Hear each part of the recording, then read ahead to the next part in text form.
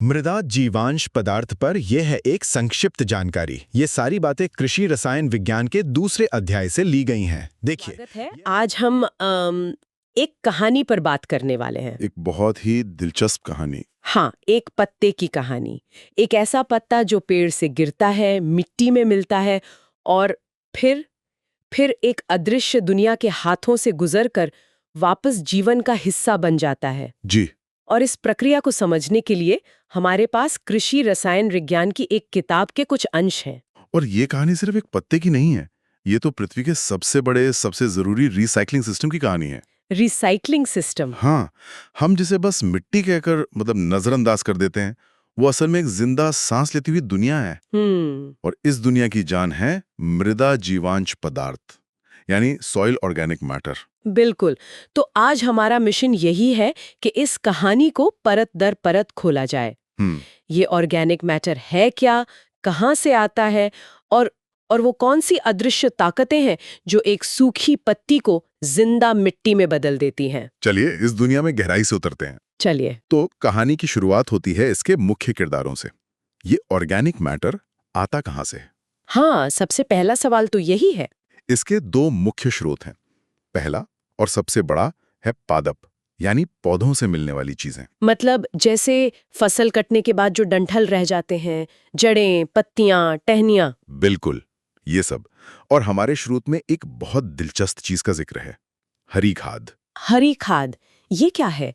सुनने में ऐसा लग रहा है जैसे खेत को ही खाद बना दिया। बिल्कुल सही समझे आप। इसमें किसान क्या करते हैं कि सनई, ढैंचा या मूंग जैसी कुछ फसलें उगाते हैं। अच्छा। और फिर उन्हें खेत में ही जोत देते हैं। अरे वाह। तो ये पौधे मिट्टी में ही गल सड़कर उसे जबरदस्त पोषण देते हैं। ये मिट्टी को कह सकते हैं कि इंस्टेंट एनर्जी बूस्ट देने जैसा है। और दूसरा स्रोत? दूसरा स्रोत है जंतुओं से, मतलब जानवरों का गोबर, केंचुए। केचुए भी? हाँ, और दूसरे छोटे मोटे कीड़े मकोड़े जो मिट्टी में मर जाते हैं, वो सब शामिल हैं। ये सब मिलकर मिट्टी के इस ऑर्गेनिक खजाने को भरते रहते हैं। और ये खजाना कितना बड़ा होता है? आपको शायद हैरानी होगी, लेकिन मिट्टी में इसकी मात्रा सिर्फ 0.1 से 5% ही होती है। बस इतना कम? हाँ, पर यही 5% तय करता है कि मिट्टी जिंदा है या मुर्दा। ये जानना तो दिलचस्प है कि ये सब आता कहाँ से है। लेकिन असली जादू तो इसकी बनावट में छिपा होगा, है ना? बिल्कुल। मतलब जब हम इसे माइक्रोस्कोप के नीचे देखते हैं तो ये कैसा दिखता है? इसमें होता क्या क्या है? सोचिए, ये एक तरह की स्मूदी है जो प्रकृति ने बनाई है। स्मूदी? अच्छा। हाँ। और इसके अंदर कई तरह की चीजें हैं। मोटे तौर पे देखें तो 90% से ज्यादा हिस्सा तो कार्बनिक यौगिकों यानी ऑर्गेनिक कंपाउंड से बना है। और बाकी का? उस छोटे से अकार्बनिक हिस्से में भी कैल्शियम, मैग्नीशियम, लोहा, जस्ता, ये सब जरूरी पोषक तत्व होते हैं। ये पौधों के लिए विटामिन की गोलियों जैसा काम करते हैं। और वो 90% कार्बनिक हिस्सा, मुझे लगता है असली कहानी तो वही है। वही है। उस कार्बनिक हिस्से को भी हम दो भागों में बांट सकते हैं। एक ठीक है। जिसमें नाइट्रोजन नहीं है और दूसरा जिसमें नाइट्रोजन है। ठीक है। तो जो नाइट्रोजन रहित हिस्सा है उसमें हमें मिलते हैं कार्बोहाइड्रेट्स, जैसे सेल्यूलोज और हेमीसेल्यूलोज, जो पौधों की कोशिकाओं की दीवारें बनाते हैं। ओके। और साथ ही इसमें लिग्निन नाम का एक पदार्थ भी होता है। लिग्निन, ये नाम थोड़ा भारी भरकम लग रहा है। ये है भी भारी भरकम। लिग्निन ही वो चीज है जो लकड़ी को उसकी सख्ती और मजबूती देती है। ये एक बहुत ही जटिल, बहुत मजबूत अणु है। अच्छा।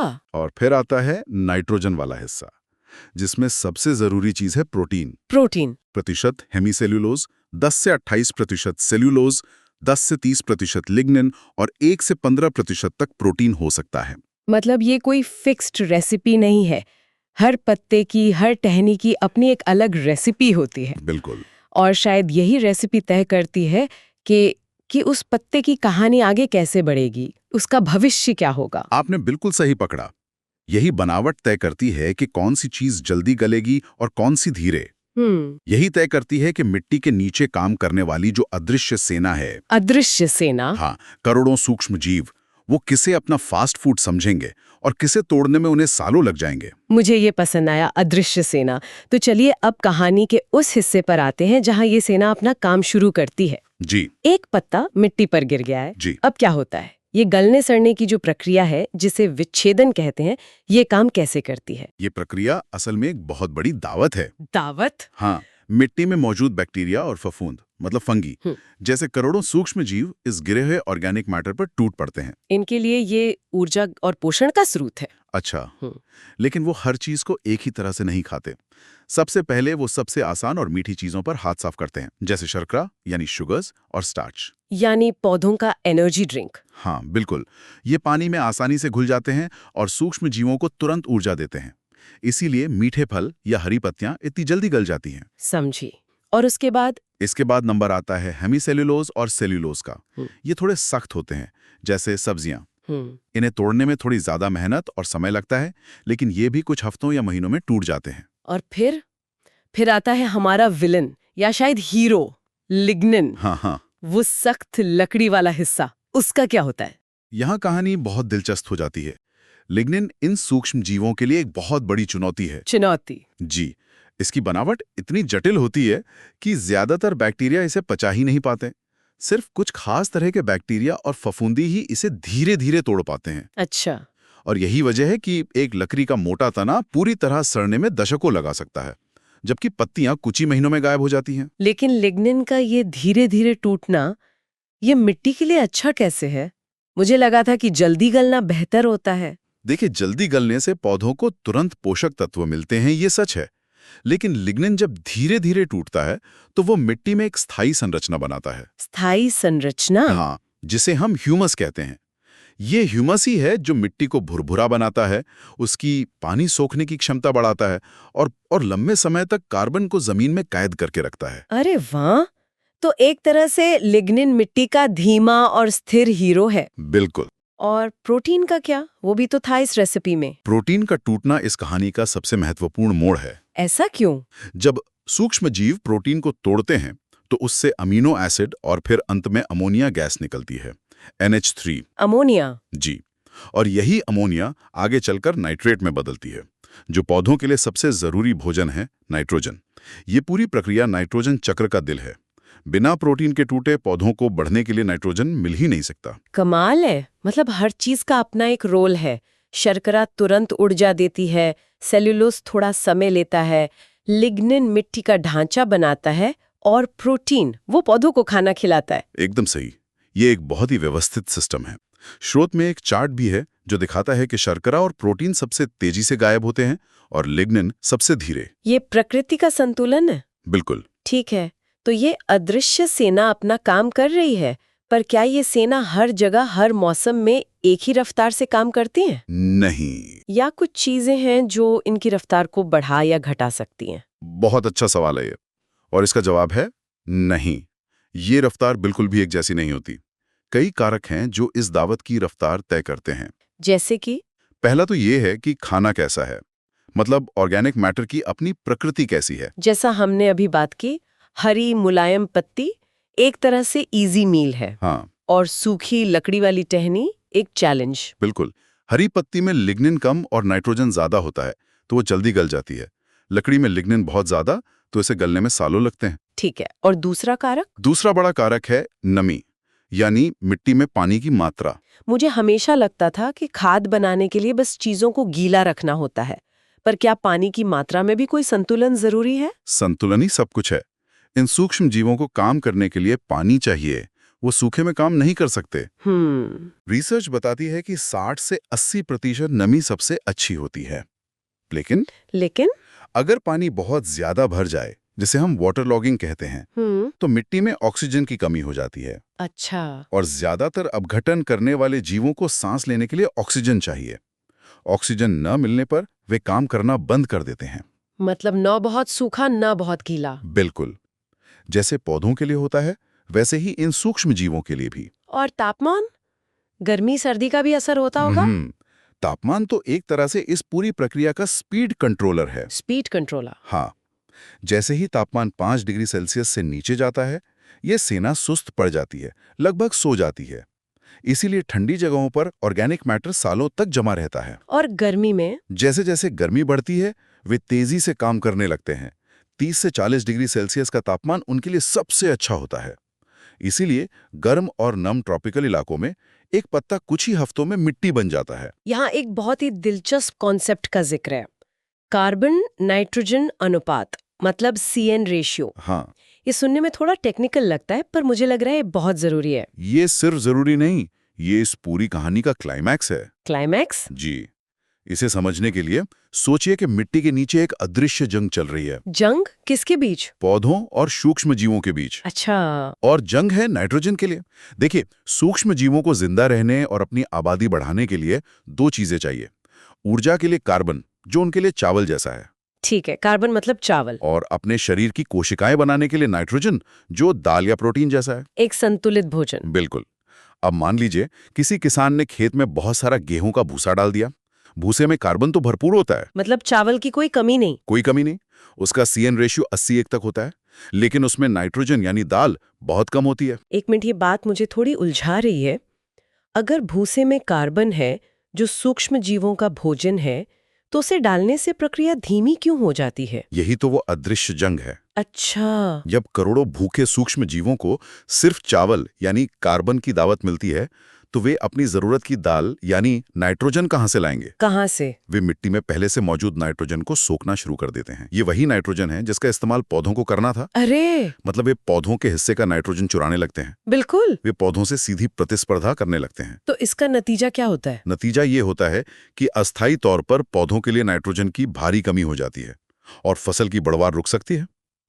किसान सोचता है कि उसने खेत में खाद डाली है, लेकिन असल में उसने सूक्ष्म जीवों को इतना असंतुलित भोजन दे दिया है कि वे पौधों के दुश्मन बन गए। ये तो कमाल की बात है। इसका मतलब कंपोस्ट बनाते समय जो हरी पत्तियां और सूखी पत्तियां मिलाने को कहा जाता है। हाँ, नाइट्रोजन से भरपूर हरी पत्तियां और कार्बन से भरपूर सूखी पत्तियां। उसके पीछे यही विज्ञान है, एक संतुलित CN रेशियो बनाना। आपने एकदम सही पकड़ा।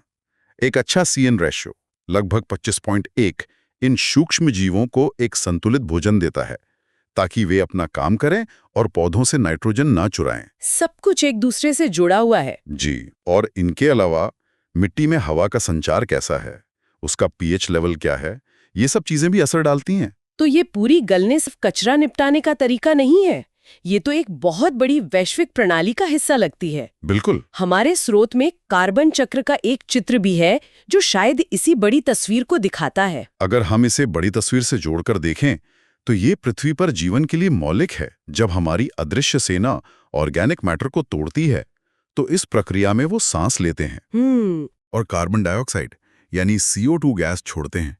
ये CO2 वायुमंडल में चली जाती है और इसी CO2 का इस्तेमाल पौधे प्रकाश संश्लेषण में करते हैं। जी। वे हवा से CO2 लेते हैं, सूरज की रोशनी की मदद से उसे अपने भोजन में बदलते हैं। वाह, मतलब जब हम सांस छोड़ते हैं तो वही CO2 पौधे इस्तेमाल करते हैं। और जब वो पौधा मरकर मिट्टी में मिलता है तो सूक्ष्म जीव उसे तोड़ के उसी CO2 को वापस हवा में छोड़ देते हैं। ये तो जीवन का एक पूरा सर्कल है जो हमारे पैरों के नीचे चल रहा है। ये एक कभी न खत्म होने वाला चक्र है। पौधे और जानवर मरने के बाद मिट्टी को कार्बन देते हैं, सूक्ष्म जीव उसे विघटित करके CO2 छोड़ते हैं, जिसे पौधे फिर से हवा से सोख लेते हैं। अद्भुत। पर कहानी यहीं खत्म नहीं होती। स्रोत एक और दिलचस्प बात बताते हैं। जब ये CO2 मिट्टी के पानी में घुलती है तो ये बहुत हल्का एसिड बनाती है, कार्बोनिक एसिड, जैसे सोडा वाटर में होता है। ठीक वैसा ही। और ये हल्का एसिड चट्टानों और खनिजों को बहुत धीरे धीरे घोलने का काम करता है। इससे क्या होता है? इस प्रक्रिया से फास्फोरस, पोटेशियम, कैल्शियम जैसे जरूरी पोषक तत्व चट्टानों से निकलकर मिट्टी में आ जाते हैं और पौधों को मिल पाते हैं। हाँ, तो ऑर्गेनिक मैटर का टूटना न सिर्फ कार्बन और नाइट्रोजन चक्र को चलाता है, बल्कि खनिजों के बंद ताले को भी पौधों के लिए खोलता है। तो हमने एक साधारण से दिखने वाले पत्ते की कहानी से शुरुआत की थी और अब हम एक ऐसे जटिल जिंदा सिस्टम तक पहुंच गए हैं जिसमें रसायन विज्ञान, जीव विज्ञान और कार्बन चक्र जैसी वैश्विक प्रक्रियाएं शामिल हैं। ये सोचना ही अद्भुत है कि कैसे वो एक गिरा हुआ पत्ता पूरी पृथ्वी की प्रणाली का हिस्सा बन जाता है। बिल्कुल, और ये हमें एक बहुत महत्वपूर्ण सवाल पर लाकर छोड़ता है जिस पर हम सब सोच सकते हैं। क्या सवाल? स्रोत हमें इन प्रक्रियाओं के कैसे और क्यों के बारे में बताते हैं, लेकिन इस जानकारी को प्रबंधित करने के व्यवहारिक मायने क्या हो सकते हैं? ये जानना कि कौन सी चीज जल्दी गलती है, कौन सी धीरे, CN रेशियो का संतुलन कितना जरूरी है, ये जानकारी किसानों और बागबानों के लिए कितनी शक्तिशाली हो सकती है। सही बात है। और यहाँ एक और विचार मेरे मन में आ रहा है। इन स्रोतों ने हमें समझाया कि नमी, तापमान और ये कार्बन नाइट्रोजन अनुपात ये सब इस पूरी प्रक्रिया को नियंत्रित करते हैं। जी। तो श्रोताओं के लिए एक सवाल है जिस पर सोचा जा सकता है। बदलती जलवायु के भविष्य को ध्यान में रखते हुए, जहां तापमान बढ़ रहा है, बारिश का पैटर्न बदल रहा है, इन कारकों में वैश्विक स्तर पर होने वाले बदलाव मिट्टी की कार्बन जमा करने की क्षमता और हमारी कृषि को बनाए रखने की क्षमता को कैसे प्रभावित कर सकते हैं? बहुत गहरा सवाल है। स्रोत बताते हैं कि ये कैसे होता है, लेकिन क्या होगा अगर ये एक ऐसा सवाल है जिसका जवाब शायद हमारी आने वाली दुनिया की कहानी लिखेगा। आइए क्लास 12 एग्रीकल्चर केमिस्ट्री के लर्निंग रोड मैप पर एक नजर डालते हैं। देखिए, ये सिर्फ सिलेबस खत्म करने की बात नहीं है। ये तो राजस्थान बोर्ड एग्जाम में स्मार्ट तरीके से टॉप करने का एक पूरा ब्लूप्रिंट है। तो इसकी सबसे खास बात क्या है? पहली बात, ये 80-20 रूल पर चलता है। मतलब उन टॉपिक्स पर फोकस करो जहां से सबसे ज्यादा सवाल आते हैं। जैसे मान लीजिए सॉइल केमिस्ट्री, ये अकेला टॉपिक ही आप समझिए 30% तक मार्क्स कवर कर सकता है।